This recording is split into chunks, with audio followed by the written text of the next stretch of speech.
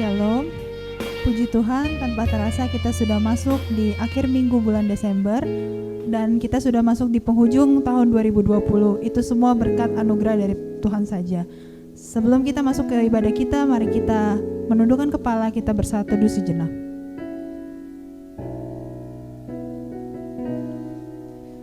Pertolongan kita dalam ibadah ini adalah di dalam nama Tuhan pencipta langit dan bumi, yang kasih setianya kekal dan yang tidak pernah meninggalkan buatan tangannya. Turunlah kiranya atas kita sekalian anugerah dan damai sejahtera dari Allah Tritunggal, Allah Bapa, Allah Putra, dan Allah Roh Kudus. Amin. Kita akan naikkan pujian kita bersama keluargaku. Biarlah lagu ini mengingatkan kita bahwa kita harus bersama dengan keluarga kita mau melayani Tuhan lebih sungguh-sungguh lagi.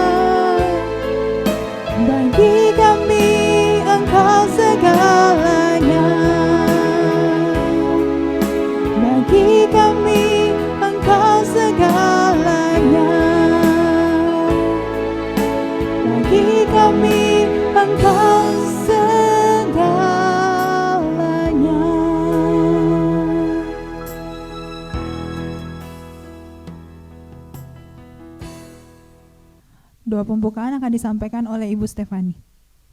Mari kita berdoa. Bapa yang baik, kami bersyukur kami boleh beribadah online kembali. Kami juga boleh menikmati kasih dan setia Tuhan. Kami boleh menikmati anugerah Tuhan. Terima kasih Bapa, di mana kami boleh memasuki minggu terakhir di bulan Desember. Dan sebentar lagi kami boleh memasuki tahun 2021. Bapa yang baik, kami mengucap syukur untuk kasih setia Tuhan yang begitu besar Tuhan limpahkan kepada kami.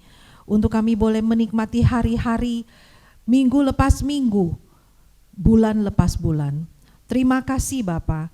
Dan pagi hari ini kami dengan satu keluarga untuk kami boleh beribadah online kembali bersama-sama. Dan biarlah ya Tuhan, di minggu terakhir di bulan Natal ini, Tuhan ingatkan kami senantiasa bahwa kasih Tuhan yang begitu besar yang Tuhan telah limpahkan kepada kami, dan kami boleh mengucap syukur. Kau berkati Tuhan untuk ibadah kami pada pagi hari ini. Biarlah ya Bapa, segala sesuatu kami serahkan dalam tangan dan kuasa Tuhan. Kami boleh menikmati untuk setiap pujian dan penyembahan, dan kami boleh duduk diam untuk mendengarkan sabda Tuhan. Terima kasih Bapa, dan kami menyerahkan semua dalam tangan dan kuasa Tuhan. Dalam nama Yesus kami mengucap syukur. Amin. Kita akan masuk di dalam pengakuan dosa dan doa syafaat yang akan disampaikan oleh Pendeta Rudi Simon. Mari kita persiapkan hati kita. Masih dalam suasana Natal, kita naikkan pujian Gloria in Excelsis Deo.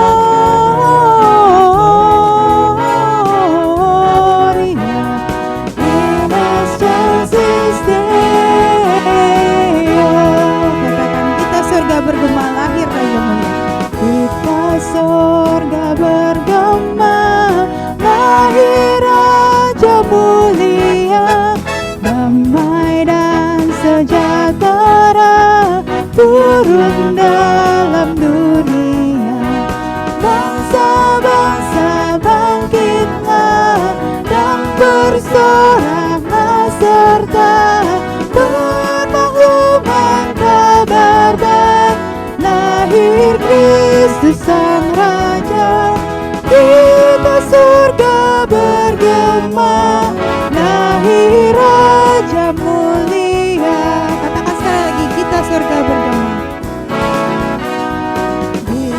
Surga bergema, lahir Raja mulia, damai dan sejahtera turun dalam dunia, bangsa-bangsa bangkitlah dan bersoraklah serta bermahlukan kabar baik, lahir Kristus Sang Raja, kita surga bergema, lahir Raja mulia. Gloria in Excelsis Deo.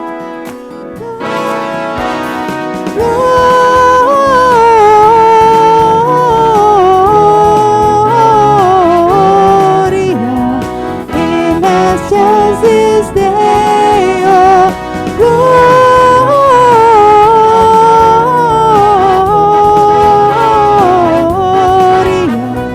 in Excelsis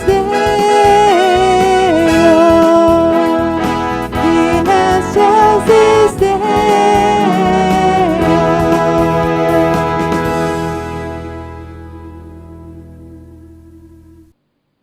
Terima kasih Tuhan, mari kita datang kepada Tuhan mengakui segala kesalahan dan dosa kita. Mari kita mohon belas kasihan Tuhan. Pemazmur berkata, bersihkanlah aku seluruhnya dari kesalahanku dan tahirkanlah aku dari dosaku. Mari kita berdoa. Ya Tuhan, siapakah kami ini yang berani datang kepada Engkau, Allah yang Maha Kudus dan Suci. Kami orang-orang yang berdosa, yang tidak layak. Tetapi Engkau memberikan anugerah melalui Yesus Kristus yang membuat kami berani menghampiri Engkau dan memohon belas kasihan-Mu. Ampunilah dosa dan salah kami supaya Engkau sucikan dan kuduskan kami. Hapuskan dosa kami supaya kami boleh berkenan menikmati Engkau, menikmati ibadah dan firman-Mu saat ini. Terima kasih Tuhan buat anugerah pengampunan-Mu. Kami mau berdoa juga untuk negeri kami yang dilanda COVID. Biar Tuhan, Engkau turut bekerja dan campur tangan. Engkau yang pulihkan negeri ini dengan kuat kuasa-Mu. Tuhan, pakai pemerintah kami. Kami berdoa juga menyerahkan untuk vaksin yang sudah mulai ada Januari, Februari. Tuhan Kau memberkati dan juga menyertai. Terima kasih Tuhan, kami serahkan doa kami kepadamu, pelihara jemaat-Mu, berkati, lindungi mereka di dalam keluarga, dalam usaha pekerjaan, bisnis, dan Tuhan menyertai. Tuhan buka jalan, segala apa yang mereka cita-citakan, harapkan. Terpuji nama-Mu Tuhan, dengar doa kami, demi Yesus Tuhan yang hidup, kami berdoa. Amin. Terima kasih Tuhan, mari bersama dengan semua orang percaya kita mengucapkan pengakuan iman rasuli dengan bangkit berdiri dan berkata demikian. Aku percaya kepada Allah, Bapa yang Maha Kuasa, Khalik langit dan bumi, dan kepada Yesus Kristus, Anaknya yang tunggal Tuhan kita, yang dikandung dari Roh Kudus, lahir dari anak darah Maria, yang menderita sengsara di bawah pemerintahan Pontius Pilatus, disalibkan, mati dan dikuburkan, turun ke dalam kerajaan maut, pada hari yang ketiga bangkit pula dari antara orang mati, naik ke surga, duduk di sebelah kanan Allah, Bapa yang Maha Kuasa, dan dari sana yang akan datang untuk menghakimi orang yang hidup dan yang mati. Aku percaya kepada Roh Kudus, gereja yang kudus dan am, persekutuan orang kudus, pengampunan dosa, kebangkitan tubuh, dan hidup yang kekal. Amin. Saat terindah ialah di mana kita akan mendengarkan firman Tuhan. Kita siapkan hati kita menaikkan pujian, melangkah lebih tinggi.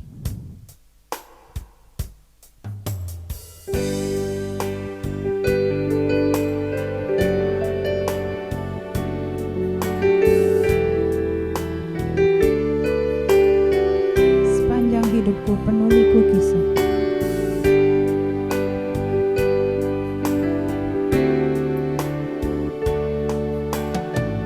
Sepanjang hidupku penuh liku kisah, tak pernah ku rasakan bosan.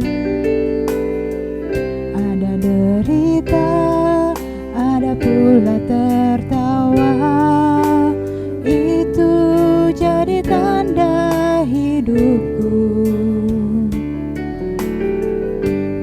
Sejak ku kenal pada Yesus, ku dapat kehidupan baru. Ku melangkah dan hidupku terarah, yakin aku takkan salah. Yesus, aku mau melangkah. Yesus, aku mau lebih tinggi dari hidup yang lama. Bahkan aku ingin terbang, layang tinggi bersama denganmu. Namun sejak ku kenal pada Yesus, namun sejak ku kenal pada Yesus, ku dapat kehidupan baru. Ku melangkah dan hidupku terarah, yakin aku takkan salah. Yesus, aku mau melangkah lebih tinggi dari hidup yang lama. Bahkan aku ingin terbang, layang tinggi bersama denganmu. Yesus,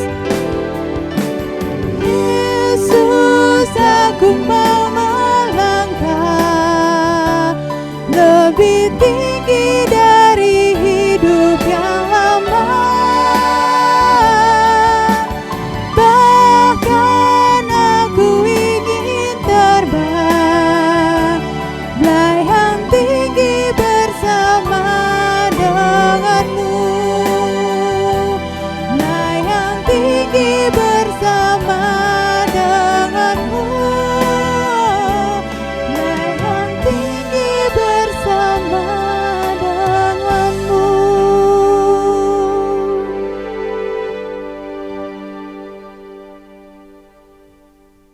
Shalom Bapak Ibu yang dikasihi Tuhan, selamat pagi, puji Tuhan karena hari ini kita diberikan kesempatan bersama-sama untuk belajar firman Tuhan. Saudara yang dikasihi Tuhan, di dalam momen Natal ini saya juga mengucapkan selamat Hari Natal 2020 bagi kita semua yang ada di rumah. Semoga Tuhan senantiasa memberkati dan menyertai kita. Saudara, di dalam kesempatan ini kita akan belajar satu bagian firman Tuhan, dan tema firman yang akan kita bahas hari ini adalah Natal dan kesetiaan Allah. Saudara, mari kita menundukkan hati kita berdoa. Bapa yang baik, kami bersyukur karena pada pagi ini Tuhan Engkau memberikan kami kesempatan sekali lagi untuk berjumpa dengan Tuhan melalui firman yang akan kami dengarkan. Tuhan, kami berdoa memohon Allah Roh Kudus hadir di tengah kami, memberkati kami sehingga di dalam kami mendengar firman sungguh hati kami terbuka, pikiran kami tercelikkan sehingga kami dapat mengerti firman-Mu dan kami dapat melakukannya di dalam hidup kami. Tolong hamba-Mu ya Tuhan di dalam segala kelemahan dan keterbatasan hamba-Mu, agar hamba-Mu dapat menyampaikan isi hati-Mu Tuhan dengan sederhana dan dapat dimengerti oleh setiap jemaat yang mendengarkan. Terima kasih ya Tuhan, kami mengucap syukur di dalam nama Tuhan Yesus, kami berdoa.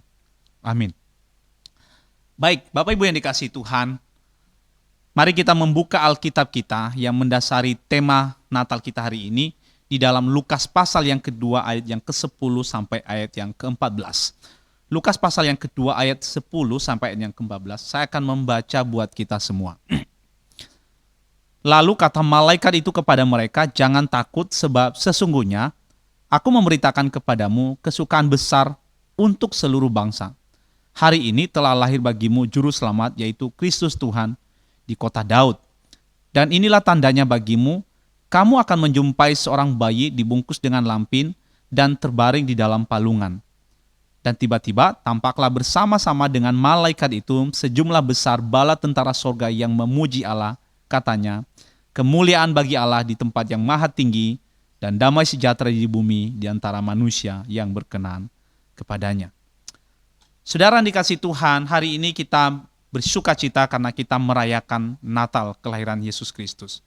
Dan bukan hanya kita saja, miliaran orang di seluruh dunia bersama-sama merayakan Natal.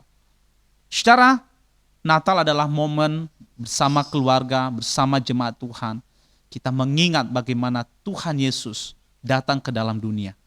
Tetapi saudara, ketika kita merayakan Natal hari ini, ada banyak orang juga di luar sana, entah mereka yang Kristen maupun juga yang non-Kristen, mereka meragukan apakah benar Yesus lahir tanggal 25 Desember.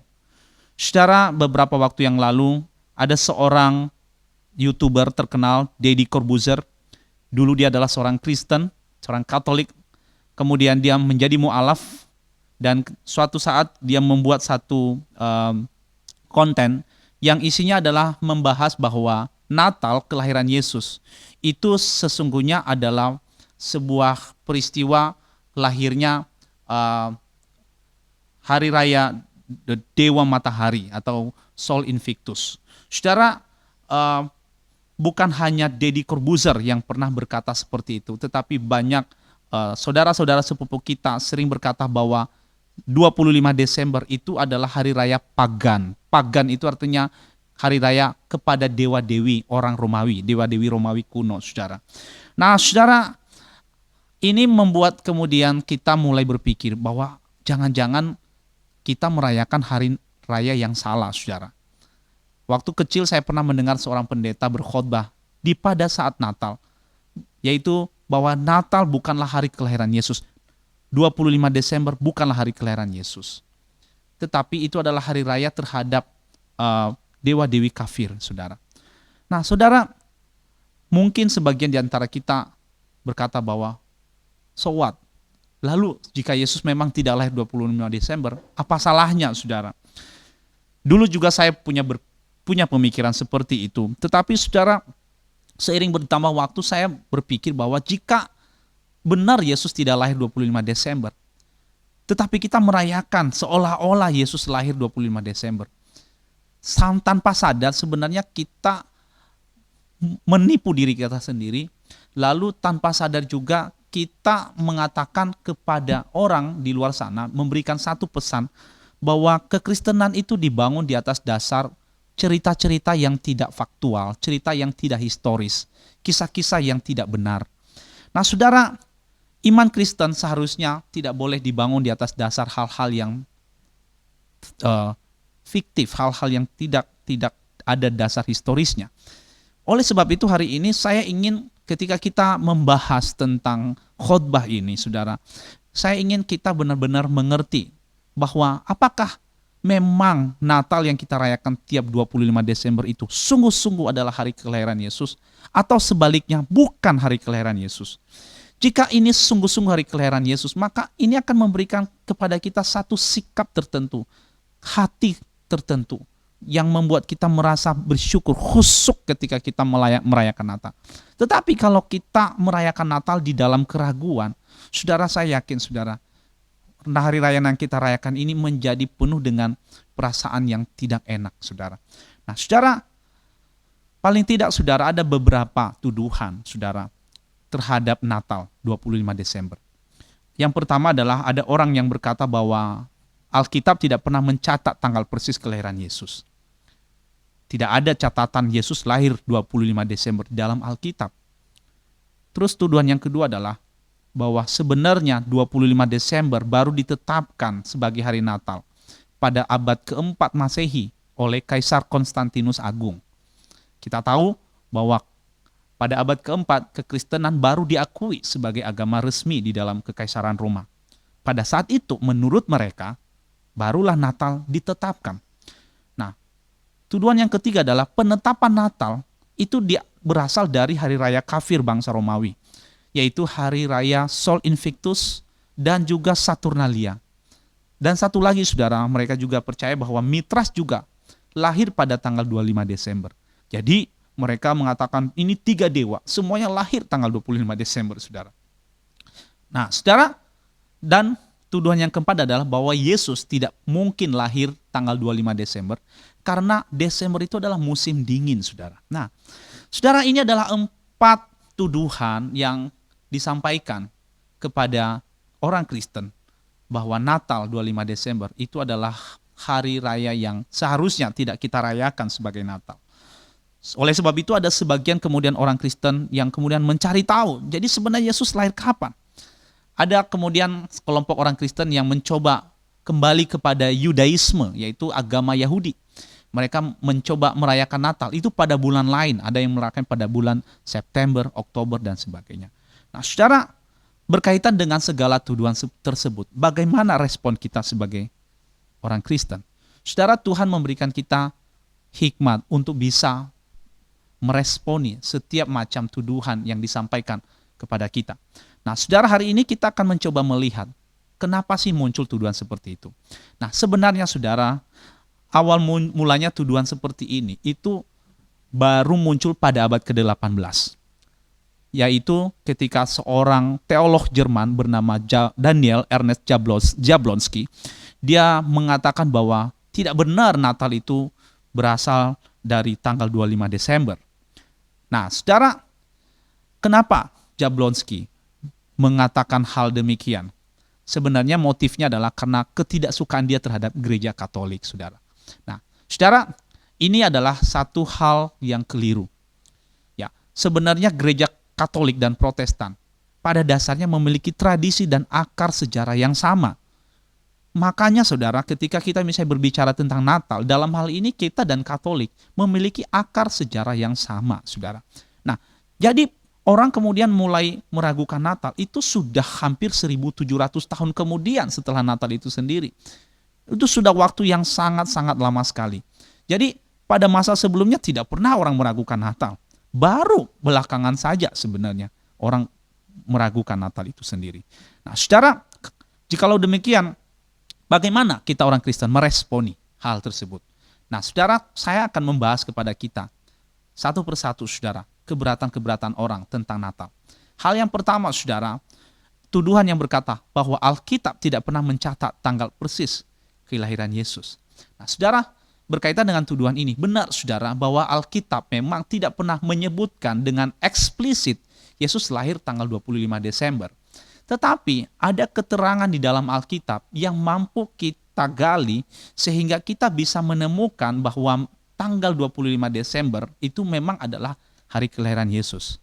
Selain itu, nanti kita akan melihat ada tradisi-tradisi di luar Alkitab ya. Jadi kita harus mengerti saudara bahwa selain Alkitab ada tulisan-tulisan bapak-bapak gereja yang mulai dari abad kedua, ketiga, keempat yang mencatat tentang peristiwa-peristiwa yang terjadi di dalam masa-masa gereja membuat berkembang dan membuat liturgi-liturgi.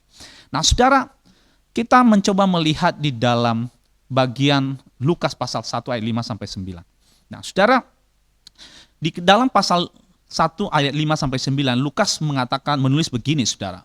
Pada zaman Herodes raja Yudea adalah seorang imam yang bernama Zakharia dari rombongan Abia. Istrinya juga berasal dari keturunan Harun, namanya Elisabet. Keduanya adalah benar di hadapan Allah dan hidup menurut segala perintah dan ketetapan Tuhan dengan tidak bercacat. Tetapi mereka tidak mempunyai anak sebab Elisabet mandul dan keduanya telah lanjut umurnya. Pada satu kali, waktu tiba giliran rombongannya, Zakharia melakukan tugas keimaman di hadapan Tuhan. Sebab ketika diundi sebagaimana lazimnya, untuk menentukan imam yang bertugas, dialah yang ditunjuk untuk masuk ke dalam bait suci dan membakar ukupan di situ. Nah, saudara, di dalam kisah Lukas pasal 1 ayat 5 sampai 9, kita mendapatkan sebuah peristiwa di mana Zakharia dan istrinya Elisabet, mereka adalah satu pasangan yang mandul, saudara. Dan sudah sangat lama sekali, sehingga Zakharia merasa tidak yakin bahwa mereka akan memiliki anak. Satu kali, Zakharia ini mendapat tugas untuk membakar ukupan di dalam bait suci. Saudara, Zakharia ini seorang imam dari rombongan Abia. Nah, saudara, kita melihat bahwa di dalam bangsa Yahudi ada 24 rombongan imam dari keturunan Harun yang bertugas untuk membakar ukupan di dalam bait suci. Nah, saudara, rombongan Abia ini adalah salah satu dari 24 rombongan tadi. Nah, saudara, ketika tiba giliran dari Zakharia, saudara, maka kemudian dia terpilih masuk membakar ukupan itu. Nah, saat dia membakar ukupan di dalam kemah suci, kemudian dia melihat malaikat Tuhan berdiri di sana. Lalu malaikat itu memberikan satu pesan kepada Zakharia bahwa Elisabet istrinya akan melahirkan. Nah, saudara, Zakharia merasa kurang yakin, saudara, bahwa Elisabet bisa melahirkan karena sudah berpuluh-puluh tahun mereka hidup bersama dan mereka mandul, saudara. Tetapi kemudian malaikat Tuhan memberitakan bahwa dia akan diberikan tanda, yaitu bahwa Zakharia akan bisu dan nama anak itu harus diberi nama Yohanes. Nah, saudara, ketika Zakharia keluar dari bait suci, dia benar-benar bisu, tidak bisa berbicara, saudara. Nah, kemudian saudara, tidak lama setelah itu Elisabet mengandung. Nah, saudara, waktu Elisabet mengandung, saudara, kita melihat bahwa masa Elisabet mengandung ini, kita harus cari hubungannya dengan nanti masa mengandungnya Maria. Karena masa mengandungnya Elisabet dengan Maria, itu jaraknya, itu sangat dekat. Itu sangat dekat sekali jaraknya. Nah, sekarang kita mau cari tahu, saudara, kapan Elisabet itu mengandung? Yang pasti, Elisabet mengandung tidak lama setelah Zakharia melaksanakan tugasnya membakar ukupan di dalam bait suci. Nah, sekarang, saudara, untuk mengetahui kapan persisnya Zakharia melakukan tugasnya, kita mari melihat, saudara, bulan-bulan di dalam kalender orang Yahudi terlebih dahulu. Nah, saudara, di dalam kalender orang Yahudi, ya, ada 12 bulan, dan bulan yang pertama itu disebut bulan Nisan. Kalau di kalender internasional sekarang, bulan yang pertama itu Januari. Tetapi kalender yang Yahudi, bulan yang pertama itu adalah bulan Nisan, saudara. Yang jatuhnya itu pada bulan Maret dan April, saudara. Sekitar Maret-April, saudara. Kemudian kita lihat bulan berikutnya adalah bulan Iyar, kemudian bulan Sivan, bulan yang keempat Tamus, bulan yang kelima bulan Av, bulan yang keenam bulan Elul, bulan yang ketujuh bulan Tisri, yang kedelapan bulan Hesvan, bulan ke-9 bulan Kislev, yaitu bulan Desember yang saat ini kita ada. Ini bulan Kislev, saudara. Lalu bulan yang ke-10 adalah bulan Tevet, bulan 11 bulan Shevat, dan bulan yang ke-12 adalah bulan Adar. Bulan Adar itu adalah jatuh di Februari dan Maret. Nah, sekarang saudara, kita cari tahu di dalam Alkitab rombongan Imam Abia, di mana Zakaria tergabung di dalamnya, masuk di dalam kemah itu di bulan yang keberapa. Nah, saudara, kita di dalam Tawarikh diberitahukan bahwa Imam Abia mendapatkan lotre, ya, mendapatkan urutan, itu urutan ke-8. Jadi di dalam dari 24 rombongan para imam yang masuk di dalam kemah suci atau bait suci untuk membakar ukupan, rombongan Imam Abia itu ada di urutan yang ke-8. Urutan yang pertama itu adalah Imam Yoyarib, rombongan Imam Yoyarib. Nah, saudara, setiap para imam mendapatkan jatah itu seminggu, selama 1 minggu mereka membakar ukupan. Nah, saudara, sekarang kita mau mencari tahu kapan rombongan Imam Abia, urutan ke-8, memasuki bait suci itu. Nah, untuk mengetahui kapannya, kita harus menemukan dulu kapan Imam Yoyarib, ya, rombongan imam yang pertama memasuki bait suci itu. Nah, saudara, di dalam tradisi orang Yahudi dijelaskan bahwa Imam Yoyarib memulai tugas pertama di dalam kemah suci, di dalam bait Allah, itu ketika mereka tiba dari pembuangan di Babel. Nah, di dalam Ezra pasal 7 ayat 8 sampai 10 dicatat bahwa mereka tiba di Yerusalem pada bulan yang ke-5, saudara.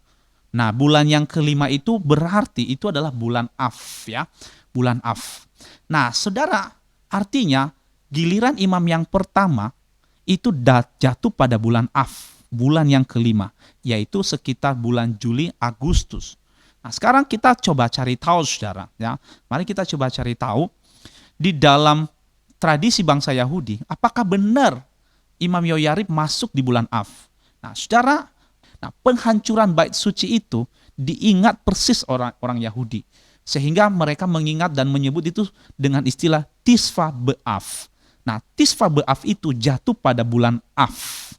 Nah, bulan Av artinya bulan yang ke-5. Nah, saudara, para sejarawan Yahudi mencatat bahwa pada saat penghancuran bait Allah itu di bulan Av itu, golongan imam yang melayani di dalam bait suci itu adalah golongan Imam Yoyarib. Berarti, saudara, kita mendapatkan sebuah penemuan bahwa bulan yang pertama para imam memasuki bait suci untuk membakar ukupan adalah di bulan Av. Itulah rombongan Imam Yoyarib. Nah, berarti rombongan imam yang ke-8, yaitu rombongan Imam Abia, berarti jatuh pada bulan Tisri, saudara. Bulan Tisri itu sekitar bulan September, saudara. Nah, sekarang berarti kita mengerti bahwa ketika Zakaria memasuki bait suci membakar ukupan, giliran dia jatuh pada bulan September, yaitu bulan Tisri. Nah, sekarang kita cari tahu, saudara, pada tanggal berapa sih dia memasuki bait suci itu. Nah, saudara yang dikasihi Tuhan, di dalam tulisan-tulisan orang-orang Yahudi, hari di mana dia memasuki bait suci itu tepat pada hari penebusan, the day of atonement orang Yahudi. Nah, saudara, di kalender kita, hari the day of atonement itu jatuh sekitar tanggal 22 September ke atas, saudara. Sekitar 22 September ke atas. Nah, saudara, berarti, saudara, tidak lama setelah Zakaria keluar dari bait suci, ya, dia bisu, maka kemudian istrinya hamil, ya. Orang memperkirakan itu sekitar tanggal 23 atau 24 atau 25 September. Maka, saudara, 9 bulan dari bulan September, ya, berarti September, Oktober, November, Desember, Januari, Februari, Maret, April, Mei, Juni, 9 bulan Juni, itulah hari lahirnya Yohanes Pembaptis. Nah, saudara, di dalam tradisi-tradisi gereja-gereja Katolik maupun gereja-gereja Ortodoks, tanggal 24 Juni diperingati sebagai hari kelahiran Yohanes Pembaptis. Saudara, nah sekarang lalu dengan data ini, lalu apa yang membuat kita bisa mengetahui Yesus lahir 25 Desember? Setelah kita mengetahui ini semua, lalu apa kaitannya dengan kelahiran Yesus? Nah, saudara, kita akan melihat di dalam Lukas pasal yang pertama ayat yang ke-36. Ketika malaikat Tuhan datang mengunjungi Maria, nah kita melihat bahwa kunjungan malaikat itu terjadi itu kapan? Nah, saya akan membaca untuk kita. Lukas 1 ayat 36, dan sesungguhnya Elisabet sanakmu itu, ia pun sedang mengandung seorang anak laki-laki pada hari tuanya, dan inilah bulan yang ke-6 bagi dia, yang disebut mandul itu.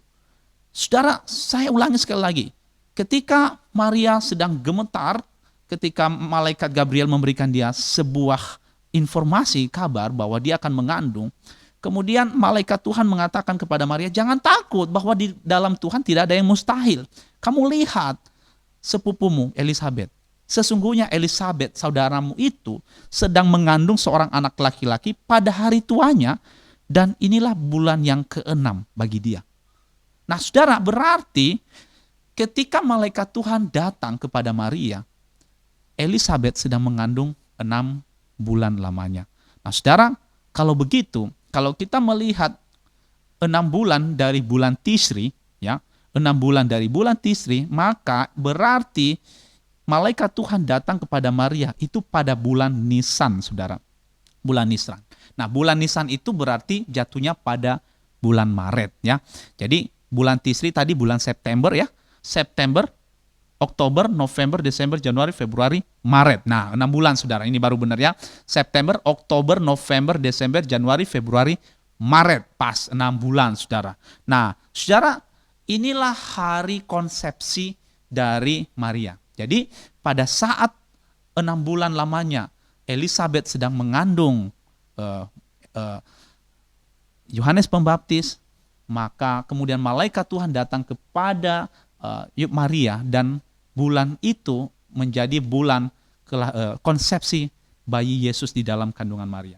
Nah, saudara, maka orang-orang Kristen mula-mula, ya, para bapak gereja mencatat bahwa tanggal itu adalah tanggal 25 Maret. Karena apa? Dihitung dari 25 Juni yang menjadi tradisi kelahiran Yohanes, dihitung mundur, jatuhnya di tanggal 25 Maret. Nah, saudara, kalau demikian, maka 9 bulan dari tanggal 25 Maret, itu berarti Maret, April, Mei, Juni, Juli, Agustus, September, Oktober, November, Desember, saudara. Desember, 25 Desember, itu menjadi hitungan hari kelahiran Tuhan Yesus. Nah, saudara, inilah dasar dari dalam Alkitab. Kenapa orang Kristen merayakan Natal pada tanggal 25 Desember. Saudara, kita harus mengerti bahwa orang-orang Yahudi itu adalah orang yang sangat taat di dalam hal tanggal-tanggal. Mereka sangat teliti. Bahkan di dalam silsilah-silsilah keturunan, mereka sangat-sangat detail sekali. Jadi sangat mustahil, ya saudara, kalau misalnya orang-orang Kristen pada awal mula-mula, mereka tidak merayakan kelahiran Yesus. Sesungguhnya mereka merayakan kelahiran Yesus, meskipun itu tidak dicatat di dalam Alkitab. Tetapi nanti kita lihat tradisi-tradisi bapak-bapak gereja mencatat bahwa masa-masa setelah Yesus, ya, naik ke surga, orang-orang Kristen kemudian memelihara tradisi Natal tersebut. Nah, itu adalah hal yang pertama, saudara. Sekarang ada tuduhan yang kedua, bahwa Natal baru ditetapkan pada abad keempat Masehi oleh Kaisar Konstantinus Agung.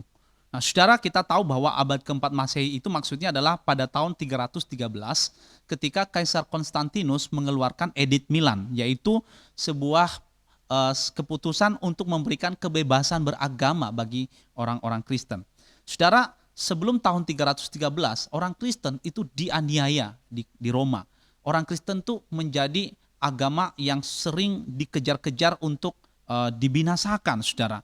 Nah, sampai kemudian masa Konstantinus Agung, Konstantinus ini bertobat menerima Tuhan Yesus. Kemudian kita tahu saudara, pada tahun 313 dia mengeluarkan satu keputusan yang terkenal, yaitu memberikan kebebasan beragama kepada orang Kristen. Nah saudara, kemudian orang-orang di luar sana menuduh bahwa Natal baru diciptakan oleh Konstantinus setelah Edict Milan itu. Dan sebelum Edict Milan, orang-orang Kristen tidak pernah merayakan Natal. Nah, apakah tuduhan itu benar? Nah, saudara, ada seorang sejarawan Prancis bernama Daniel Roux. Dia menulis di dalam bukunya bahwa sebenarnya pada masa penganiayaan gereja di Roma, sejak masa penganiayaan tahun 60 Masehi sampai dengan masa keluarnya Edict Milan tahun 313, orang-orang Kristen itu telah merayakan Natal, tetapi secara sembunyi-sembunyi. Nah, mereka merayakan Natal itu di dalam katakombe. Apa sih katakombe? Katakombe adalah kuburan yang menjadi khas di dalam kekaisaran Roma pada masa itu. Saudara, kuburan itu jangan dipahami seperti sekarang, yaitu tanah digali, ya, kemudian mayat dimasukkan ke dalam tanah. Enggak seperti itu, saudara. Tetapi ini model seperti gua-gua, saudara. Sehingga orang yang hidup pun bisa masuk ke dalam gua-gua tersebut. Nah, jadi saudara, orang-orang Kristen secara diam-diam selama 300 tahun mereka sembunyi di dalam katakombe merayakan Natal. Karena pada masa itu kekristenan dilarang dan dianggap sebagai musuh negara. Nah, saudara, ada satu kemudian dokumen yang namanya dokumen Didaskalia pada tahun 189. Nah, dokumen itu mengatakan bahwa gereja Kristen telah memperingati hari kelahiran Yesus pada 25 bulan Kislev, yaitu bersama dengan hari raya Hanukkah orang Yahudi. Nah, saudara, bulan Kislev itu jatuh pada bulan Desember, saudara. Nah, dari sini kita bisa tahu bahwa ternyata dokumen Didaskalia itu yang ditulis tahun 189 telah mencatat bahwa orang Kristen merayakan Natal pada bulan Desember, bulan Kislev. Dan dokumen ini itu ratusan tahun sebelum Edict Milan, ya. Hampir 100 tahun lebih sebelum Edict Milan, saudara. Kemudian ada seorang bapak gereja namanya Irenaeus. Dia dalam bukunya Melawan Ajaran Sesat yang ditulis tahun 189 Masehi, dia menuliskan bahwa pembuahan Maria itu terjadi pada 25 Maret. Ya. Saudara, seorang yang bernama Sextus Julius Africanus juga menulis pada tahun 220 di dalam bukunya bernama Chronographia bahwa Sang Firman dikonsepsi dalam rahim Maria pada 25 Maret, saudara. Nah, saudara, kita melihat di sini, saudara, bahwa Irenaeus mencatat dalam bukunya maupun juga Sextus Julius Africanus menuliskan di dalam bukunya itu ratusan tahun sebelum Edict Milan, ya. Dan ini artinya bahwa ratusan tahun sebelum kekristenan diakui secara resmi di dalam kekaisaran Romawi, para bapak gereja sudah mencatat bahwa orang Kristen sudah merayakan Natal pada tanggal 25 Desember, saudara. Kenapa 25 Desember? Karena 25 Maret yang mereka catat itu 9 bulan kemudian itu jatuhnya pada tanggal 25 Desember. Nah, saudara, ada hal yang menarik berkaitan dengan tanggal 25 Maret. Nah, saudara, dalam tradisi orang Yahudi, 25 Maret itu dirayakan itu sebagai hari penciptaan alam semesta. Dan juga hari penciptaan Adam. Jadi saudara, 25 Maret itu di dalam tradisi orang-orang Yahudi, itu adalah satu hari yang spesial. Karena Tuhan menciptakan alam semesta di tanggal itu, dan juga dia menciptakan Adam nanti di tanggal itu. Ya. Nah, saudara, ketika Yesus dikonsepsi di dalam rahim Maria tanggal 25 Maret, ya, maka itu menjadi sejajar dengan ketika Allah menciptakan alam semesta dan Allah menciptakan Adam, ya, Adam. Nah, saudara, kemudian tanggal 25 Maret juga nanti adalah hari kematian Yesus. Jadi ini adalah hari yang luar biasa. 25 Maret itu adalah hari ketika Yesus mati di kayu salib. Nah, saudara, kalau kita melihat catatan sejarah ini, maka kita bisa mengerti kenapa orang-orang Kristen dan bapak-bapak gereja pada masa dulu merayakan Natal 25 Desember. Ya, secara kemudian ada seorang bernama Hippolytus, seorang bapak gereja lain, dia murid Irenaeus. Dia menulis di dalam bukunya Commentary on Daniel pada tahun 204 Masehi bahwa Mesias dilahirkan 8 hari sebelum bulan Januari. Nah, saudara, kalau 8 hari sebelum Januari berarti jatuhnya itu di bulan Desember tanggal 25. Nah, saudara, kemudian catatan berikutnya saudara, yang paling tua itu adalah catatan dari Saint Theophilus dari Kaisarea. Dia menulis, catatan ini ditulis tahun 160 Masehi. Dikatakan bahwa Natal sudah dirayakan di Kaisarea oleh Bapak Gereja Saint Theophilus. Nah saudara, dari catatan ini kita bisa tahu bahwa ternyata ratusan tahun sebelum Edik Milan, sebelum Kaisar Konstantinus menetapkan agama Kristen sebagai agama resmi negara Romawi, agama yang diakui secara resmi di Romawi, maka sebenarnya orang Kristen sudah merayakan Natal secara diam-diam. Dan mereka sadar bahwa Natal itu dimulai tanggal 25 Desember. Karena 25 Maret Maria dikonsepsi oleh Roh Kudus. Nah itu adalah untuk bagian yang kedua. Nah sekarang saudara, hal yang ketiga saudara. Sekarang muncul tuduhan bahwa Natal berasal dari hari raya kafir bangsa Romawi. Nah saudara, ada orang-orang yang menuduh bahwa Natal itu adalah hari kelahiran dewa Saturnalia dan hari kelahiran Sol Invictus, yaitu dewa matahari yang tak terkalahkan. Nah tetapi saudara, kalau kita membaca catatan dari para penulis kuno, ada seorang penulis sejarah kuno namanya Macrobius. Dia mencatat bahwa Saturnalia itu dirayakan tanggal 17 sampai 23 Desember. Jadi bukan tanggal 25 Desember. Nah, dari sini kita bisa melihat sangat beda saudara, bahwa Saturnalia itu bukanlah hari yang sama dirayakan dengan hari Natal kelahiran Yesus.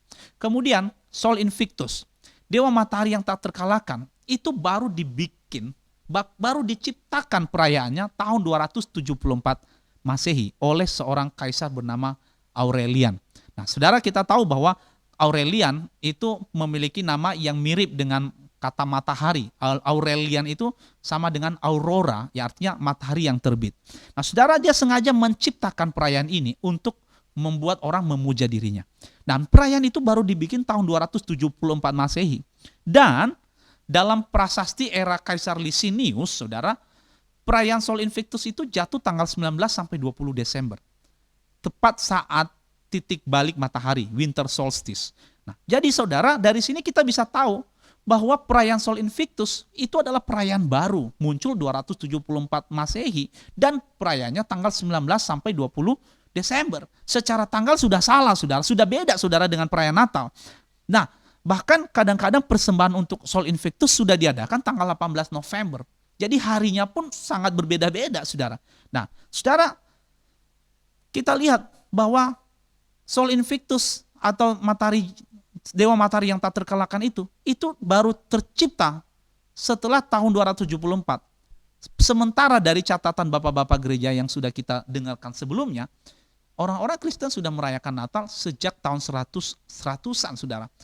Tahun-tahun 160-an catatan bapak-bapak gereja sudah mencatat orang Kristen sudah merayakan Natal jauh sebelum adanya penciptaan dewa matahari ini, saudara. Nah, sekarang saudara, dari penjelasan ini kita bisa menyimpulkan saudara bahwa hari Natal sebenarnya adalah hari raya yang tidak ada kaitannya sama sekali dengan perayaan-perayaan pagan, dengan segala macam perayaan-perayaan yang dituduhkan oleh orang-orang selama ini kepada kita. Ya, saudara, kesimpulannya adalah bahwa orang Kristen telah merayakan Natal sejak tanggal 25 Desember, sejak abad pertama dan abad kedua. Sementara tuduhan bahwa Natal baru diciptakan abad keempat itu tidak ada dasar sejarahnya. Kemudian tuduhan bahwa Natal itu mengikuti perayaan dewa Saturnalia atau Sol Invictus juga tidak ada data sejarahnya. Kenapa? Karena perayaan itu sendiri baru tercipta itu tahun 274 untuk Sol Invictus. Dan secara tanggal baik Invictus maupun Saturnalia berbeda dari perayaan Natal. Saudara, memang nantinya saudara pada tahun 361 ya ada seorang kaisar namanya Julian, dia nanti akan mengubah perayaan Sol Invictus menjadi 25 Desember. Ya, jadi Julian ini adalah kaisar murtad, saudara. Kaisar-kaisar sejak Konstantinus mereka Kristen, ya. Kemudian anak-anak Konstantinus seperti Konstantinus II, dan Konstantius, ya. Konstantinus dan Konstantius itu kakak beradik, ya, saudara. Mirip-mirip namanya, ya. Saudara, mereka juga Kristen. Tetapi begitu masuk di Julian, dia akhirnya menjadi murtad, kembali kepada agama Romawi. Nah, saudara, kaisar-kaisar sebelum dia, mereka sudah meresmikan bahwa perayaan Natal itu 25 Desember secara resmi. Ingat, meresmikan, bukan menciptakan. Natal sudah ada jauh sebelum kaisar-kaisar itu bertahta. Mereka begitu bertahta, mereka hanya mengadopsi, mereka hanya meresmikan, menjadi resmi. Karena sebelum itu Natal belum resmi, saudara. Nah, tetapi setelah itu menjadi resmi, orang-orang Romawi mulai merayakan Natal secara terbuka, tidak lagi merayakan secara sembunyi-sembunyi. Nah, lalu Kaisar Julian yang murtad tadi, kemudian dia mengubah 25 Desember menjadi hari raya Sol Invictus. Tetapi perubahan itu berarti bukan berarti Natal mengikuti Sol Invictus, tapi Sol Invictus lah yang mengikuti Natal nantinya, ya. Jadi ingat, hati-hati ya. Natal tidak mengikuti perayaan Sol Invictus, tapi sebaliknya perayaan Sol Invictus diubah menjadi 25 Desember oleh Kaisar Julian yang murtad dan dia mengikuti perayaan Natal tadi. Nah, jadi saudara, dari penjelasan ini, saudara, kita bisa menyadari bahwa sejak 25 Desember, sejak awal 25 Desember telah menjadi hari yang diperingati hari kelahiran Yesus. Nah, saudara, yang keempat, saudara, tuduhan bahwa Yesus tidak mungkin lahir di bulan Desember karena Desember adalah musim dingin. Nah, saudara, tuduhan ini muncul karena orang-orang itu mencoba memahami Natal itu dalam konteks cara berpikir orang Eropa, saudara. Di Eropa bulan Desember memang musim dingin. Tetapi ingat, Yesus lahir bukan di Eropa, saudara. Yesus lahir itu di Israel, di Yudea, ya. Dan itu kejadian 2000 tahun yang lalu, ya. Kita harus ingat bahwa perubahan iklim selama 2000 tahun itu tuh tidak bisa kita dari 2000 tahun sampai sekarang tidak bisa membuat kita menyamakan iklim 2000 tahun yang lalu dengan keadaan iklim kita sekarang, saudara. Apalagi konteksnya bukan di Eropa, ini adalah di Israel, saudara. Wilayah Asia, saudara. Maka, saudara, dari sini tidak bisa orang mengambil kesimpulan bahwa Yesus nggak mungkin lahir bulan Desember. Nah, saudara, dari apa yang sudah kita dengarkan, maka apa yang bisa kita simpulkan, saudara? Apa sih makna Natal buat kita? Saudara, bagian yang pertama kita belajar bahwa Natal adalah peristiwa historis, saudara. Peristiwa yang benar-benar terjadi. Ketika kita merayakan Natal 25 Desember, kita harus ingat bahwa ini benar-benar peristiwa yang dicatat dengan sangat teliti oleh orang Kristen sejak awal, oleh para bapak-bapak gereja. Dan peringatan ini menandakan bahwa iman Kristen kita adalah iman yang dibangun atas dasar sejarah atau historis yang faktual. Bukan sesuatu hal yang diciptakan, bukan sesuatu hal yang datang dari cerita dongeng, saudara. Apalagi kalau ini cerita bikinan orang-orang untuk memuja dewa-dewi kafir. Tidak, saudara. Jadi saudara, kita harus yakin ketika kita merayakan Natal 25 Desember, kita sungguh-sungguh, saudara, dipenuhi oleh keyakinan bahwa sungguh Tuhan Yesus telah datang ke dalam dunia, hadir dalam dunia. Ingat, saudara, orang-orang Yahudi, ya, mereka adalah orang-orang penulis-penulis, ya, yang sangat teliti. Setiap menulis setiap peristiwa mereka sangat teliti dan mereka mengingat itu. Nah, kalau seandainya memang tidak ada di dalam cerita Alkitab eksplisit, tetapi kita tahu, saudara, bahwa dalam catatan-catatan Alkitab kita bisa menarik berbagai macam penjelasan yang rasional. Yang kita konversi tanggal-tanggal di dalam budaya Yahudi itu ke dalam tanggal kita pada saat ini. Nah, saudara, itu adalah makna yang Natal yang pertama, bahwa itu adalah peristiwa historis. Dan yang kedua adalah, saudara, bahwa Natal itu adalah bukti kesetiaan Allah, saudara, bagi kita. Saudara, bahwa Allah kemudian memberikan Yesus Kristus itu adalah satu hal yang sudah dijanjikan ketika manusia jatuh dalam dosa. Ingat di dalam Kejadian 3:15, ketika manusia jatuh dalam dosa, saudara, kemudian Tuhan mengutuk ular itu, dan ketika dia mengutuk ular, dia mengucapkan satu janji, saudara, sebenarnya. Ketika dia berkata bahwa aku akan mengadakan permusuhan antara engkau dan perempuan ini, antara keturunanmu dan keturunannya. Keturunanmu akan meremukkan tumitnya, dan keturunannya akan meremukkan kepalamu. Nah, saudara, keturunan yang dimaksud di situ adalah Yesus Kristus. Saudara, bayangkan, saudara, peristiwa itu sudah terjadi ribuan tahun yang lalu, saudara. Tuhan memberikan janji bahwa dia akan menyelamatkan manusia melalui seorang keturunan yang lahir dari seorang wanita. Dan Saudara, Tuhan kemudian memberikan bukti janji itu melalui kelahiran Yesus. Saudara, kalau kita melihat ribuan tahun itu bukan jangka waktu yang singkat. Mungkin selama ribuan tahun banyak orang bertanya-tanya, di mana Mesias itu? Mana bukti Tuhan menggenapi janjinya? Tetapi itulah Tuhan, saudara. Perjalanan sejarah yang begitu panjang tidak pernah membuat Tuhan lupa akan janjinya. Kita seringkali, saudara, dalam perjanjian kita sama orang, hari berganti hari, minggu, bulan, tahun berganti tahun, lama-lama kita lupa sama janji kita. Tetapi Tuhan tidak pernah lupa sama janjinya. Dia selalu setia sama perjanjiannya.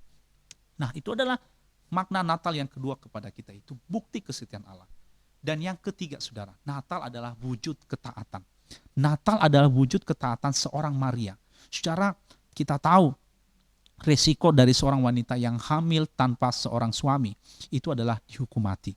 Saudara, kenapa Maria mengambil resiko itu? Saudara, ini menarik, saudara. Kalau kita melihat bagaimana Hawa jatuh dalam dosa. Hawa jatuh dalam dosa karena dia tidak taat kepada Tuhan. Dia tidak taat kepada Tuhan sehingga akhirnya dia melakukan dosa dan akhirnya dia terusir dari Taman Eden. Dan Tuhan berkata bahwa hidupnya penuh dengan penderitaan sampai maut kemudian memanggilnya, saudara. Tetapi saudara, apa yang sudah dilakukan Hawa oleh ketidaktaatan dia kemudian ditebus, saudara, melalui ketaatan dari seorang Maria. Maria taat meskipun dia tahu resikonya dia akan dihukum mati, saudara. Tetapi kita tahu juga, saudara, bahwa Tuhan kemudian bekerja dengan cara yang luar biasa, meyakinkan Yusuf supaya tidak menceraikan Maria, sehingga bayi di dalam kandungan Maria itu tetap selamat, saudara, dan Maria tetap dipelihara oleh Tuhan sampai Tuhan Yesus lahir. Nah, saudara, di dalam hidup kita mengikut Tuhan ada begitu banyak ancaman, tantangan iman yang harus kita hadapi. Saudara, iman itu bukan sesuatu hal yang mulus. Mengikut Tuhan itu tidak mulus. Ada resiko-resiko yang harus kita bayar, saudara. Tetapi ketika kita berjalan di dalam Tuhan, maka Tuhan akan selalu menjaga, memelihara. Saudara, meskipun resikonya berat, tetapi kita harus belajar taat sama Tuhan. Nah, saudara, hari ini kita belajar, saudara, ada 3, saudara, makna Natal bagi kita. Yang pertama adalah Natal adalah peristiwa historis, sehingga iman kita harus dibangun atas dasar iman yang rasional, iman yang historis, ya. Dan yang kedua adalah Natal adalah bukti kesetiaan Allah kepada kita, bahwa selama ribuan tahun Tuhan memberikan janjinya. Tuhan tidak pernah melupakan janjinya, tetapi Dia menepati janjinya itu melalui Yesus. Dan yang terakhir adalah Natal adalah wujud ketaatan kita melalui seorang Maria. Dia taat kepada Tuhan, maka kita juga belajar taat kepada Tuhan. Saudara, semoga Tuhan memberkati kita semua dan semoga Natal tahun ini mendatangkan sukacita, kebahagiaan bagi kita semua. Selamat merayakan Natal 25 Desember tahun 2020. Tuhan Yesus memberkati. Mari kita berdoa. Bapa di sorga, kami bersyukur karena pada pagi ini kami boleh belajar, Tuhan, bahwa ketika kami merayakan Natal tanggal 25 Desember, apa yang kami lakukan sejak masa kecil hingga saat ini bukanlah sebuah kebohongan, bukanlah sebuah kepura-puraan, tapi sungguh iman ini dibangun atas dasar rasional, sesuatu yang historis. Kami bersyukur bahwa Alkitab dan tradisi-tradisi gereja memberikan kami catatan yang lengkap, sehingga ketika orang hari ini meragukan iman Kristen, kami bisa menjawab mereka, Tuhan. Tolong kami juga bukan hanya mengerti ini secara rasional, tetapi lebih dari itu, kami belajar untuk melihat ketaatan Maria sebagai bagian dari ketaatan kami, melihat kesetiaan Allah sebagai wujud kasih-Mu yang besar bagi kami. Dan ajar kami, Tuhan, supaya dalam iman kami semangat di dalam kami menjalani panggilan kami mengikut Tuhan. Terima kasih, Tuhan. Kami mengucap syukur, berkati kami semua. Di dalam nama Tuhan Yesus kami berdoa. Amin.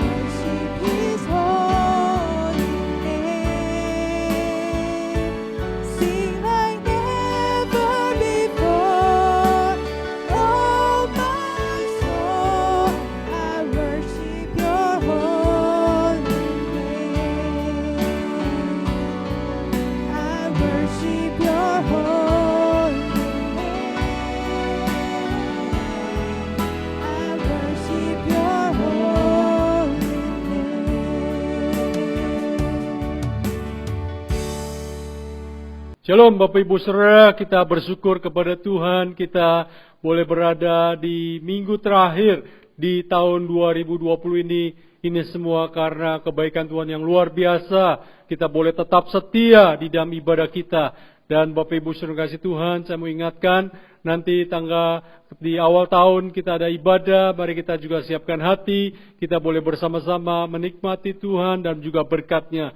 Biar kita boleh mencari Tuhan dan kita boleh setia kepadanya. Bapak Ibu Saudara kasih Tuhan juga boleh memperhatikan ibadah-ibadah komisi dan juga persoalan doa biar kita boleh terus setia kepada Tuhan. Mari kita akhiri ibadah kita bersama menerima berkat Tuhan, mengangkat pujian doksologi, kita bangkit berdiri bersama-sama.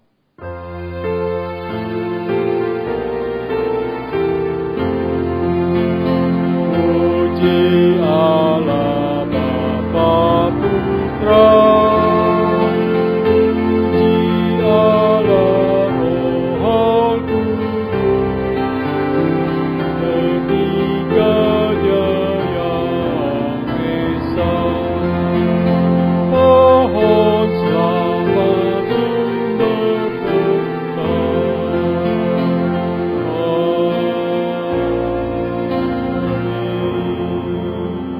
Terima kasih Tuhan, arahkanlah hatimu kepada Tuhan.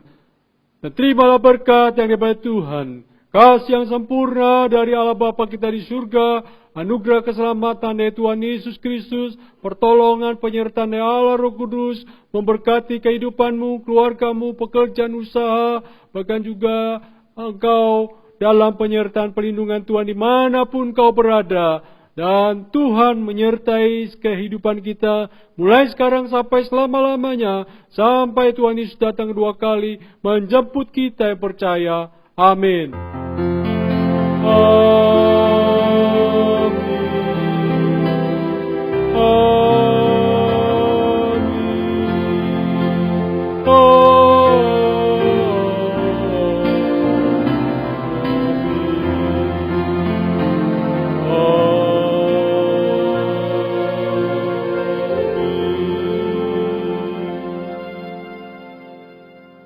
Jemaat silakan saat teduh. Ibadah kita selesai. Jangan lupa membaca Alkitab sehari 2 pasal, merenungkan 1 ayat. Tuhan memberkati. Selamat berhari Minggu dan menyambut tahun yang baru. Tuhan berkati kita semua.